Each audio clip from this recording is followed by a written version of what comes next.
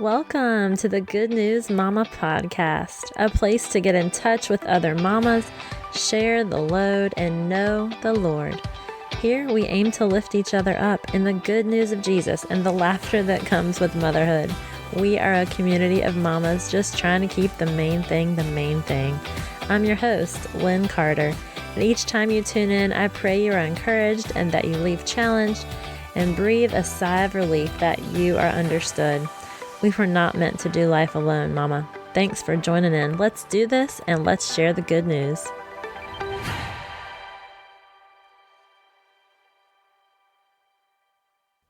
This episode is one for the books. You ever just sit back listening and feel your cup overflowing with blessings and gratitude?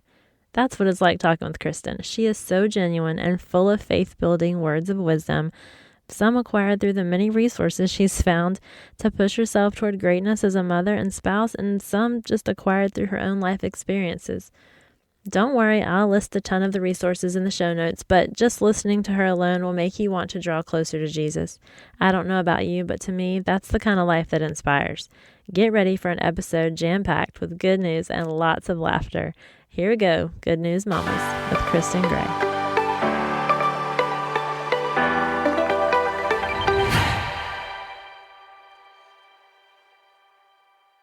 So welcome, Kristin. Thanks for joining us on Good News Mama. We're so excited to have you. How are you? Thanks for having me. Glad to be here. Yes. Why don't you tell us a little bit about yourself and your background, what you do, that sort of thing. Okay, so my name's Kristin. I'm 34. I am married to Ken. We've been married 2 years, and I'm a stepmama to Savannah. She's 7. She'll be 8 in May. And I'm also newly expecting a new baby. So we're just saying baby gray for now. So I'm due in July. We live on the coast of North Carolina. We're blessed to live where we live. And I work full time as an anesthetist at a surgery center here on the coast. And we're just loving life. Yes. Very cool. So one of the reasons that I wanted to have you on the podcast is because you're awesome and you've been through so much and handle it with grace. So I thought, what wisdom could you share with other mamas in your shoes? So kind of tell me what season you're in or something that you want to share that you think other mamas might benefit from. Absolutely. Yeah, I appreciate that. I think, we're all in different seasons and we just try to do the best we can. So I think, the season I'm in, there's just a lot of changes. I'm still, I feel like, kind of adjusting to the whole marriage thing. I was single and living my life pretty much by myself. So that was an adjustment. And then at the same time, I fell in love with Ken. I found out he had a little girl. She was 3 when I got involved with him. And so I kind of immediately became kind of a dual role. And so that's been an interesting change. And then, of course, I'm expecting. So a little bit more to add to it about. Yeah. And then also my parents are, getting older and, you don't ever know when that's going to change. But that's one of the biggest reasons I moved down this way a couple of years ago. And so my mom is, fighting a neuromuscular disorder. And so there are lots of changes there. So I feel like the name of my season right now is just one day at a time. Yes. And working toward a 9-month day at a time and dealing with all the things in between, working and shoot, I don't know how you do it all. Oh, thank you. Well, I think one day at a time, that's what I say, and by the grace of God. And I know we all probably feel that way. And I think just trying to remember to give yourself grace every day, that's where I'm at, because the Lord, thank goodness for his grace. Yes. So tell me what it was like becoming a stepmom. You said that Savannah, she was 3 when you and Ken started talking. And then you guys dated for a while before you got married. But how old is she now? 7? She's 7 now. Mm-hmm. So she was 3 when we got involved, and she's 7 now. So yeah, I mean, it was right from the start. Ken and I, once we kind of realized this was something, I just felt like I'm just that person that's always going to include. And I think I wanted him to know, I wanted to know where we were at before we got involved with Savannah. And he was also going through a custody battle at the time, fighting for full custody.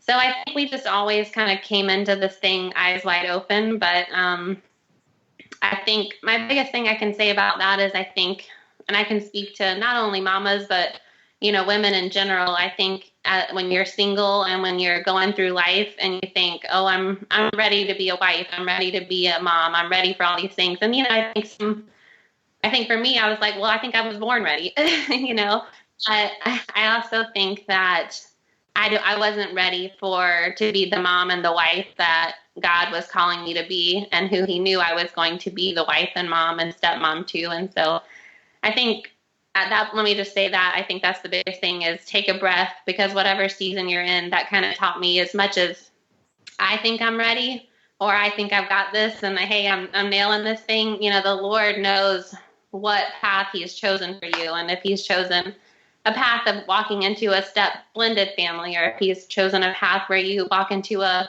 family where you have a special needs child, or you have, special needs parents, or, your spouse has, parents that need to be a part, you think you're ready, but the Lord is always making sure that you're taking the time, that you're ready for his plan, not yours. That's good. Definitely. And how did Savannah do adjusting to you and Ken being married? Did she have any issues with that, or she just didn't even know any different? I think I was blessed because she was so young. I'll say my hat's off to the women who get involved in families where there's teenagers involved, or there's even children. Just the changes I've seen in Savannah from when she was 3 to who she is now. I think, again, I'm blessed to say that I got in when she was young, because it's a struggle with your own kids when they get older, let alone kind of being that step parent blended family. But she did great, and I think that's a testament to her little heart. She's just got a sweet little heart, and I think we're a lot alike. Some days I tell Ken, I'm like, even though I'm not her mama, I feel like she's a lot like me, and so that's why we relate so well. I remember the first time I met her, she's real guarded, she's real shy, and Ken was like, just don't be offended if she doesn't warm up to you right away. And from the minute when we met, she took my hand, took me around in our first little day. She was holding my hand, and I think it's a testament to her heart. I think it's a testament to the Lord and where we were at. And not patting myself on the back, but I think I've been prepped for this my whole life, because I've tried to learn how to relate to children and, kind of meet people where they're at. And my job kind of allows me to do that too. And so I just kind of tried to meet her where she was at on her terms. I've never forced myself on her, and it's worked for us so far. So I pray it continues to work. That is awesome. And is she excited about the baby? She is. From the minute I found out, I think those are some of my fears that I was going to talk about a little later. But just the dynamic of how that's changing our family, and it's been about Savannah, and wanting to always make sure she's felt included in everything we do, just because. You can see how it affects children when they don't feel a part. And she's already, having to deal with a lot of different things as a child that, no person ever wants to be a product of divorce, or, they didn't make those choices. So yeah, she was real sweet about it. I wrote her a little letter from the baby, and she read it. She was excited. And so she's coming up with names every day. I think we've gone through all the Barbie doll and American Girl names. So okay, I was going to say, what are some top names that she wants?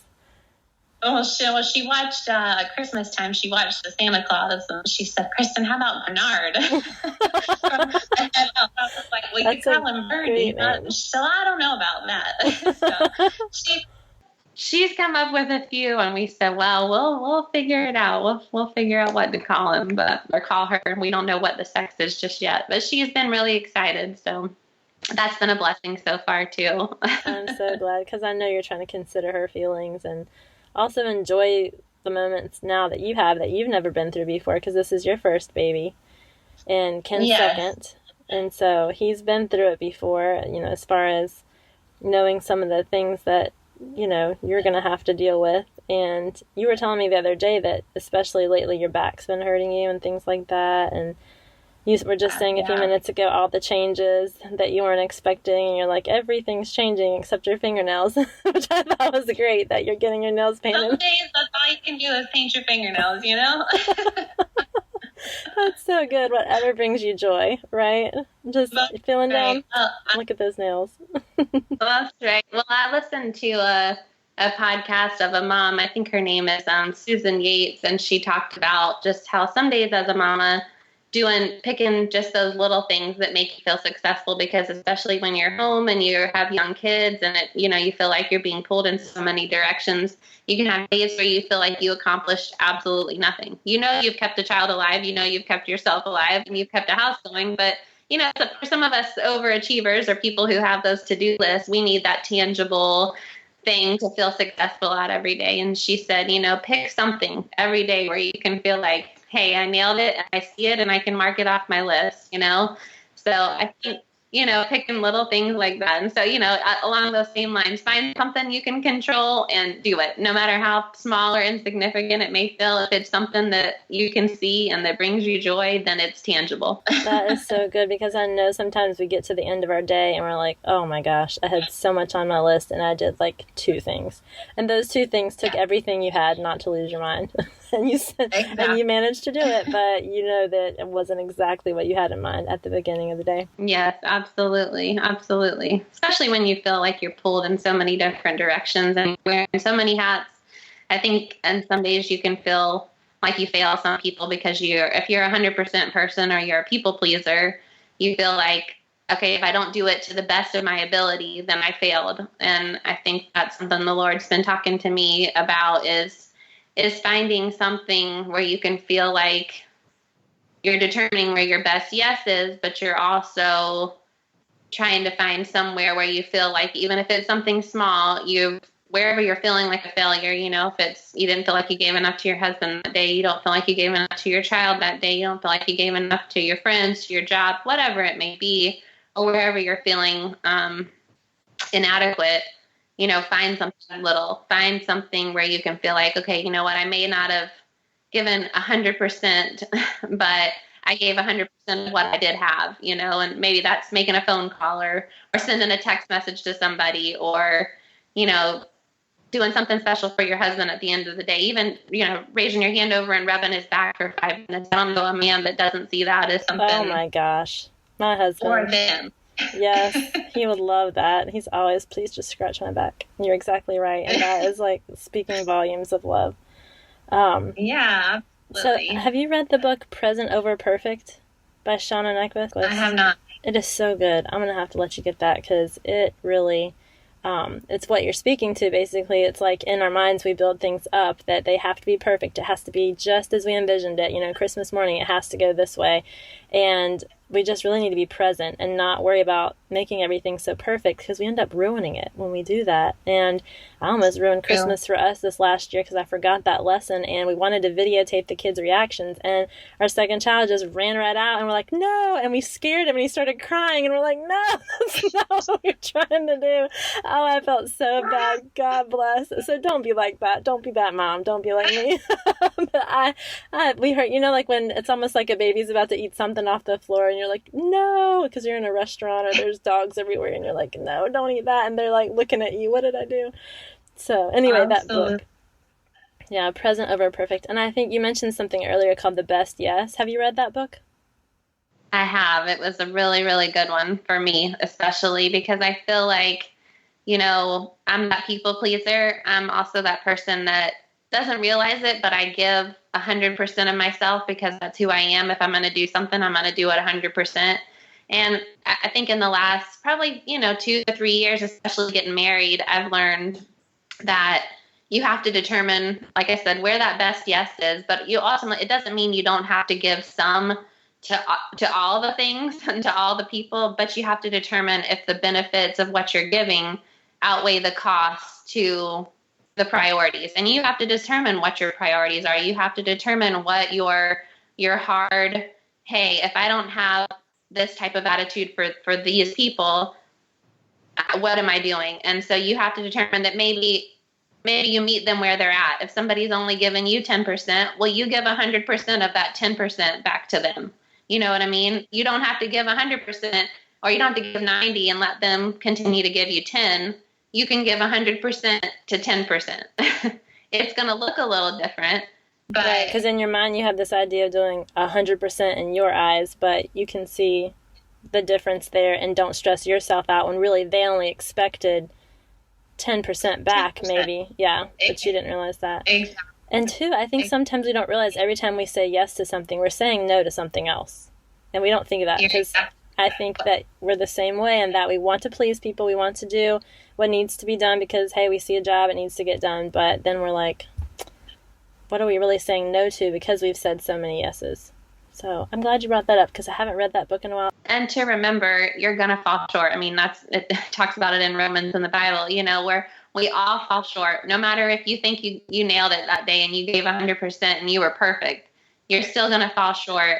But grace is what covers a multitude.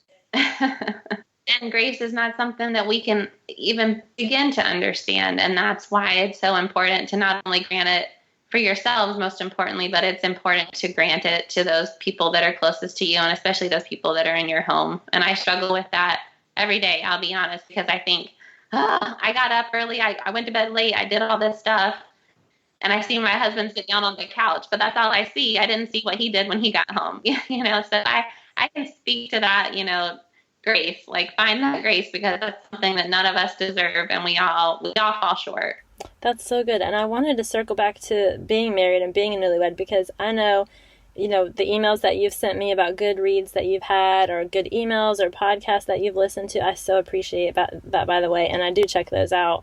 Maybe not every time, but I do read over the emails and everything and get so much from it. And I just think you have a lot of wisdom in that department. I feel like remembering we grew up together, and I remember your parents working on their marriage as like that was something that they actively did and communicated with, and I always took note of that, and it was something that they were very vocal about with all of us, communicating with your partner. I remember your dad mentioning a book, Men Are From Mars, Women Are from Venus.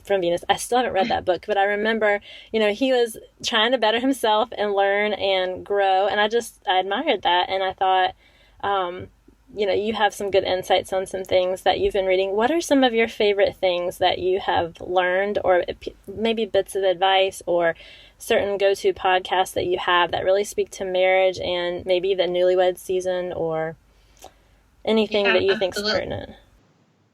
Absolutely. I mean, I'm glad you asked me about that because I feel like that's something where I thought when I got into this marriage thing, I mean, my husband and I I wanted to make sure I was doing this right. That's been my my whole motto, my whole life is plan, execute, have a plan B, have a plan C. And so, we, kind of went into this thing eyes wide open, but I knew we had a lot going against us too. And so we attended close to 10 months. We were supposed to do it a year, but close to 10 months of premarital counseling. And you would think, my gosh, okay, we're good. We're done. We can check that off. We're going to nail this marriage thing. And boy, we're just going to live and love and walk through the daisies together. But I say that to tell you, it doesn't matter how much talking you do. It doesn't matter how much planning you do. You're still two imperfect human beings, and you're two selfish human beings every day. You wake up and, that's self-preservation, so it doesn't matter how much. It's like, the Bible. It's like how much you invest in yourself. It doesn't matter if you can quote a bunch of scripture. It doesn't matter if you think you're serving and doing all the right things. If you're not getting filled every day, then you're living kind of that religious life, but are you living biblically? And there's a huge difference there. And I can point to one of my latest favorites. I think I told you about. It's Matt and Lisa Jacobson. Yes, I've been listening to them. They each have their own separate podcasts where they do like the Faithful Woman and the Faithful Man, but then they have the Faithful Life marriage podcast together. And boy, does that like hit you between the eyes sometimes, especially for me. And I'll say too, there's so many resources when you start talking to people, and people be like, oh, subscribe to this, talk to this person, listen to this person, read this book. And just because people aren't listening to what you're listening to and reading what you're reading, it doesn't mean you're not getting filled the way you need to get filled. And I would say even that, to my husband, sometimes I'm that person that's like, here, I need you to listen to this. I need you to listen to this. And just because he's not listening to what I think the Lord, gosh, this is the Lord's talking to you. You need to listen to this. Even if he's not listening to what I think he's listening to, I've had to try to let go of some of that. And I would say this is probably even recently in the last couple of months where I wrapped my head around the fact that just because he's not having the quiet time when I have the quiet time, reading the devotion when I'm, praying when I'm praying, or when I don't think it doesn't mean he's not doing some of the stuff he needs to do. So I've tried to let go of some of that, and I'll be the first to tell you, I fail at it some days because I'm like, this is so perfect. You need to read this. You need to hear this, but, I think the one thing that I've learned from that podcast is Matt and Lisa talk a lot about living biblically rather than that methodical, religious, God our Father. Thank you. There's a difference. And when you're living biblically, you have to allow the Bible to convict you where you're at. He talks a lot about ways that you can show love to each other, and your selfish nature is always going to get involved. But again, I think it's out of Romans. It talks about be the person who's always trying to outdo one another and showing love. And, that hits you because you think, even if you gave 100% that day and your husband only gave 80% in your eyes, you're still, if you're not outdoing your husband, or you're only doing 50% because he did 40%, there's still 50% more you can do, and I think, I always try to not lose sight of the fact that there's going to be some extremely hard days. There's going to be some days that you're going to fall short. There's going to be some days that you don't like each other. That, I'll tell Ken sometimes, I'm like, I didn't like you a whole lot today, but it's a good thing I love you, because love is that thing that you're supposed to do because you made a covenant to each other. And some days you do it because the three of you are in a marriage. You're doing it to serve the Lord. That's one of the primary purposes of marriage that we talked about when we were in premarital counseling, is you're not getting married for all the reasons that, sometimes our generation thinks you get married. Those are really the secondary reasons, for happiness, for a soulmate, for somebody to do life with, for somebody to have children with. Those are the secondary purposes of marriage. The primary purpose is to model Christ-like love to the world. And so that really gets your attention when you sometimes realize that what you have left at the end of the day, you left your absolute worst for the person who you're supposed to honor and cherish and respect the most. So that gets my attention sometimes. And, like I said, that Matt and Lisa Jacobson, that's one of my favorites. We attended for our anniversary. All I wanted to do was attend this marriage conference, and my husband rolls his eyes and he's like, oh, so I'm going to have to do this thing, And so that's all I wanted, though. So we went to Raleigh and saw, he's a guy, he's a pastor out of Green Bay, Mark Gunger, and I would recommend him to just about anybody because he's a marriage counselor, he's a pastor, but he's also a comedian.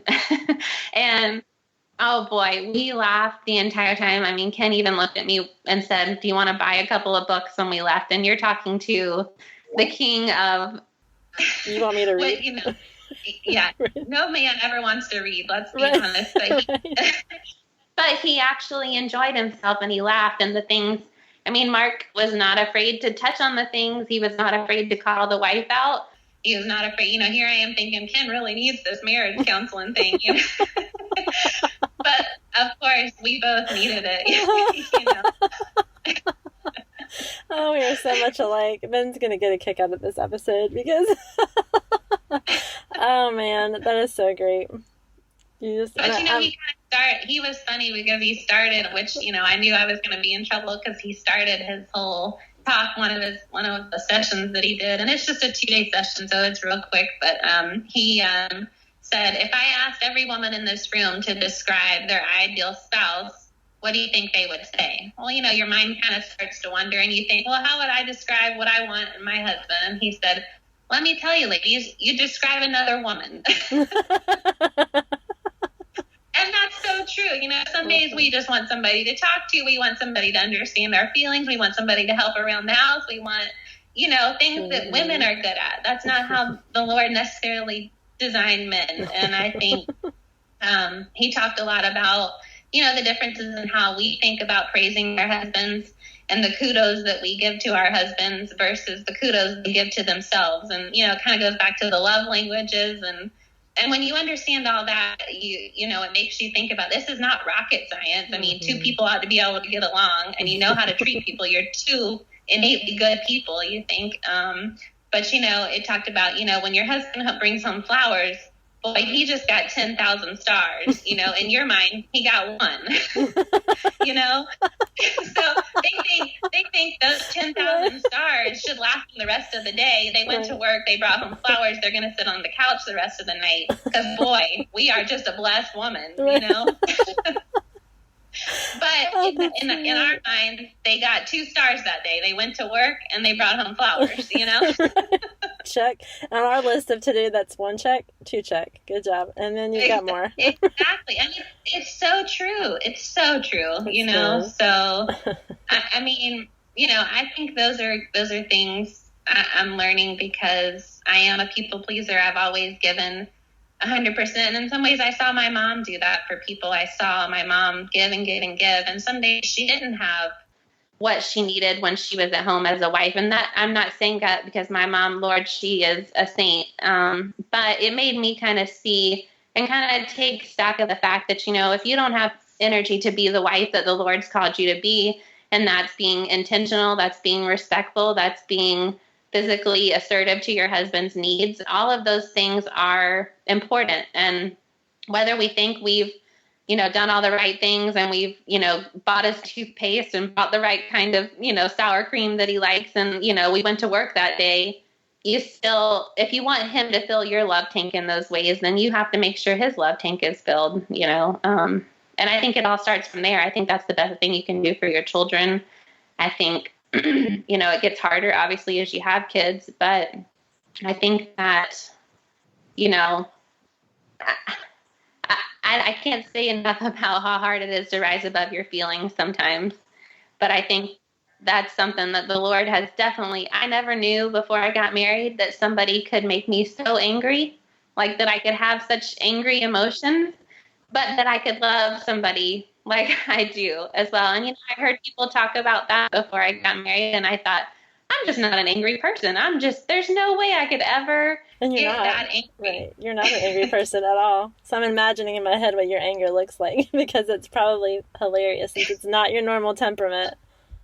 No, but, they just can make you so angry sometimes because you do love them so much and because, they're the person, they're the person that's closest to you, and they're the person, your spouse, after you're no longer a child. When you were a child, you counted on your parents to give those life-giving words, to give those norms, to give those feelings of encouragement and satisfaction and gratitude. And so when it's you and your spouse, you're 2 adults who don't necessarily, it's not innately love unconditionally because it's not mom and dad, it's adult flawed living in a home together. But you have to be able to give those life-giving words to each other, because if you're not, where are you getting them from anymore? When your parents aren't there, if you don't speak to your parents every day, when your parents start having other things going on, when your friends have other things going on, if you're not speaking life-giving words to each other every day,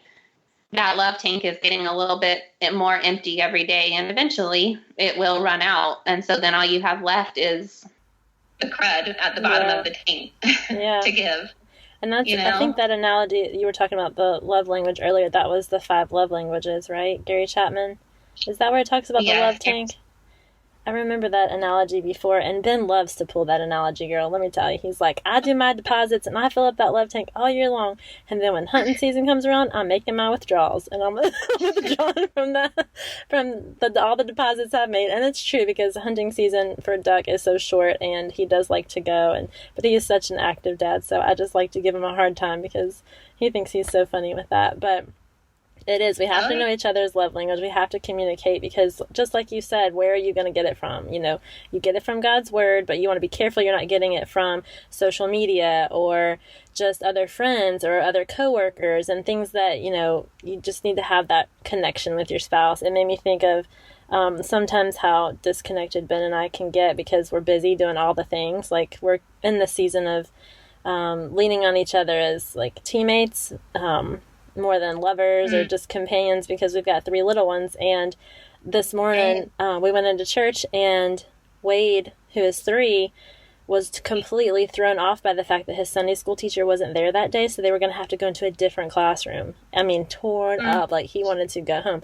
Brooks, who's 5, did just fine in the big kid class, thought it was really cool, wanted to do all that stuff. But we had the hardest time convincing him, and we didn't. We ended up just saying, okay, well, Daddy's just going to take you home. And, right or wrong, I don't know, but he could not handle it. We gave him so many different ways of trying, but I say all that to say that's happened before in other instances where we've gotten there too late or whatever, and we found ourselves, instead of going super late to our Sunday school class, we'll sit on the stairwell and we'll just talk. Like while our kids are being babysat, quote unquote, in church, we'll sit in the stairwell and just he and I will talk. You can get it. That's desperate right there. But I mean, it's been so nice to just sit down and breathe and just go, oh, there you are. I knew I married you for a reason, and just reconnecting in those moments. I want to go back to something you were talking about with your mom and how, her giving 100% and her being a saint, because she is amazing. And I have so many great memories with your family growing up. And I don't remember her sitting still very often at all. She was always a helper, always a doer. And is there anything that you would like to share about your mom and some of the things that you learned from her, or what season she's in, or anything like that? Oh, gosh. I mean, absolutely. I mean, I know everybody thinks they have the best mom and dad, but I think if you lined up 100 people, 1,000 people, however many you wanted to line up, I don't think you'd find anybody that could say my mom just was not an absolute, and is still just an absolute giver. She's an absolute angel here on earth. I think that it's tough. It's tough when you lose somebody to any type of disease. It's tough when you lose a parent in general, because you just feel like a part of you is just fledging without them. And my mom was, is, and was always that person that just, she never had any selfish bone in her body. If it wasn't for somebody else, or if it wasn't her being able to help somebody else, she didn't want to have anything to do with it. And I think, gosh, there's so many things I could say about her, but I think, I have learned, I think one of the best things that my husband tells me is one of my best traits is that I can just be with people. I can just meet people right where they're at. And I got that from my mom. I saw her my whole life, especially with children. She just had a way of making kids feel like they were the only one in the room. And when you see what kind of effect you can have on a child, you're making a difference. And she said, just play with them. That's all a kid wants, is for you to just play with them. And the more you play with them, the more you see they just want to be listened to. My gosh, the things children will talk about if you just ask them what they think and what they feel, especially at that 3 to 4 to 7-year-old range, where they've got so many things that they're trying to determine what's important, what's the norm, how are they supposed to be living, what are your expectations, what's everybody else's expectations. And now, especially Savannah, she's at that age where she's realizing everybody's home life is not like my life, and everybody's parents are not like my parents. And,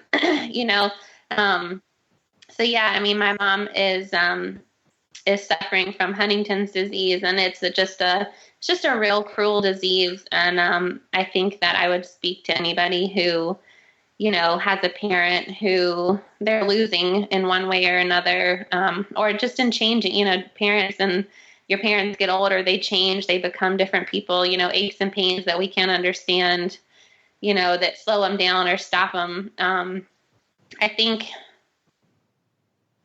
you just have to realize that you can't forget to be thankful for the little things every day. And I think it makes me live differently, because there's some days where I'm angry. There's some days where I just don't understand. I feel like I pray. I feel like I do all the right things. I feel like, my gosh, if anybody deserved the miracle story, it was Mom. And to not have this disease, but that's not my choice. And I think it's even more important to, like I said, learn not only in life and not only in marriage, but to learn how to not be a slave to your feelings. It's okay. Like, you have to you have to cut yourself some slack some days. And there's some days where I have to just take a moment and say, you know what, I'm a little bit depressed, or I'm a little bit overwhelmed because the loss and the feeling of just the unfairness of all of it, especially being pregnant and wanting my mom, wanting her to be a part of everything as I know she does want to be. I think the Lord has been teaching me, okay, it's okay to have these feelings, but don't become a slave to them. It's okay to feel anxiety. It's okay to feel fear. It's okay to feel offended or mistreated, or like I deserved better, or this person deserved better, but you have to rise above them, and you have to separate the feelings from the truth.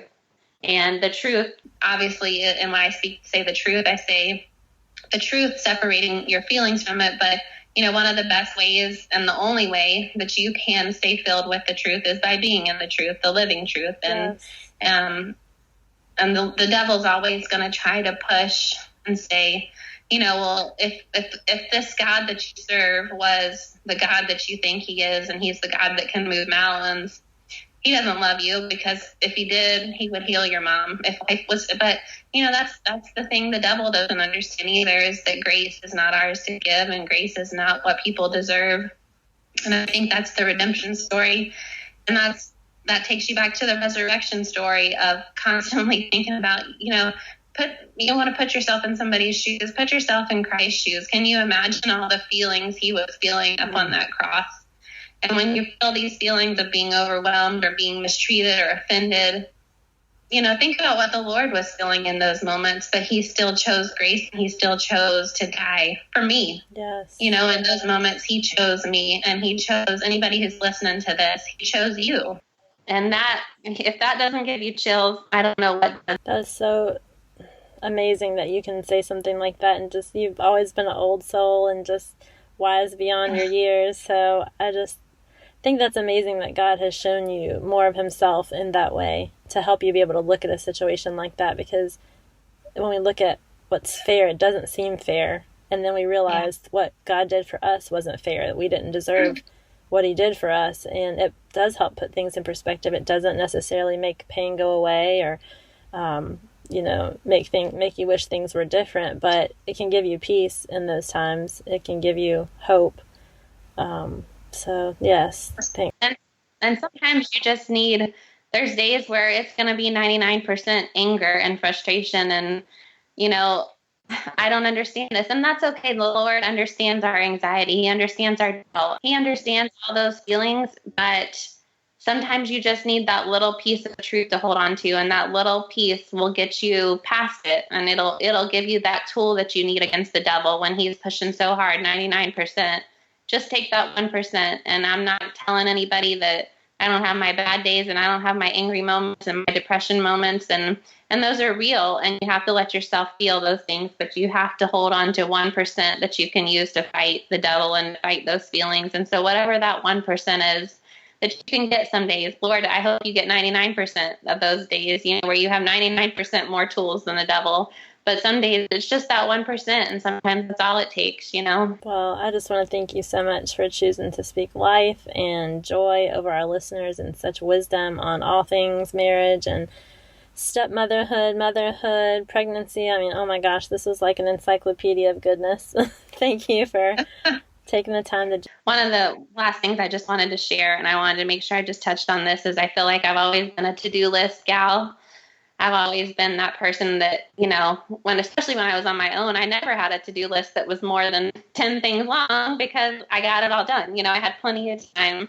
But I think, one thing I have learned in this season is it's okay for your to-do list to be there, and don't make that list more important than a moment that you get with somebody, or a moment you get with your child. It goes back to that best yes we talked about, but, don't be the to-do list person where you feel like your kid has to knock off all these milestones, and you have to knock off all these milestones. Like, sometimes let your to-do list wait. It's going to be there. There's going to be more that you add on tomorrow, whether you want to or not.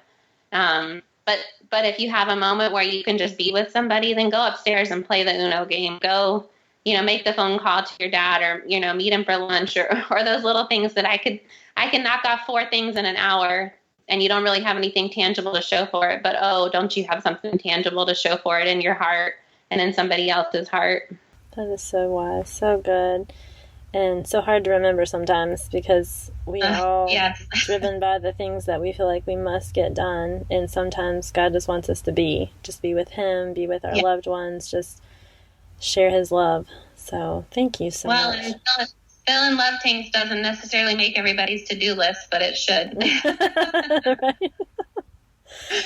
Oh my, you're such a joy, Kristin. Thank you, girl. Can I pray for you before we close? Yes, right. I would love that. Yes, God, you are so, so good to us. Even when we are not faithful, God, you are. And I just thank you and praise you for that. I thank you for my sister, for Kristin, sharing her heart and opening up her life to us, and the meaningful ways that you have touched her spiritually and physically with a new baby in her womb. God, I thank you for that baby. I pray for that baby right now and the purpose that you have for that baby, for their development. I pray for their just their life's mission, their life's work, what you've called them to do, just like you did with Elizabeth and John the Baptist in her womb. Lord, I thank you that this baby has a purpose right now before we even know what gender this baby is. And I just thank you for the joy that Kristin can pass on to this baby, and directing that baby and teaching that baby how to walk with you. And I just pray for her and Ken as parents to this new little one. I pray for them as parents to Savannah. Lord, help them, guide them through uncharted territories. Lord, just be with them, their constant companion, God. I pray for what they're dealing with in their work life and things not even mentioned today. Lord, you know their deepest needs, and I just pray over them in those areas. I pray that their love tank would be full for each other and for you, and just that they would continue to show your glory to everybody around them, and just the joy that you've given them because they know you, and that is the greatest gift, just to know you and be known by you. And I just lift them up to you, and I just thank you for all that you have blessed me with because of knowing this sweet mama. And I just pray favor for her and for Ken and this baby in 2020, and just ask that you would bless them abundantly and just shower your blessings and your favor upon them in ways that we don't even know and understand, Lord. I thank you and I praise you in Jesus' name. Amen.